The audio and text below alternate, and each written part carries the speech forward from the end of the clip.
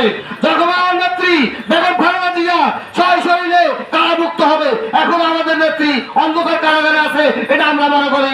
সম্মানিত উপস্থিতি, সকলকে আমরা ধন্যবাদ জানিয়ে ফরিদগঞ্জ উপজেলা যুবদলের যে কমিটি আমাদের তারা চরম ভোট দিয়েছেন, যুবদল ক্রীড়া কমিটি আগামী হান্নান সাহেব ভোট দিয়েছেন। আশা করি ইনশাআল্লাহ আগামী প্রতিটা আন্দোলন সংগ্রামে আমরা ফরিদগঞ্জ উপজেলা যুবদল আপনাদের সামনে থাকবো ইনশাআল্লাহ।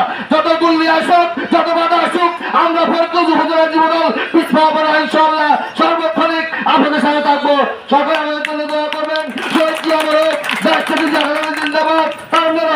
জিন্দাবাদ, জিন্দাবাদ, ফরিদগঞ্জের মাটি ও মানুষের নেতা আগামী হান্নান সাহেব জিন্দাবাদ, ফরিদগঞ্জ উপজেলা যুবদল জিন্দাবাদ, জিন্দাবাদ, ৫ নম্বর ইউনিয়ন যুবদল জিন্দাবাদ, জিন্দাবাদ। আসসালামু আলাইকুম ওয়া রাহমাতুল্লাহি ওয়া বারাকাতুহু।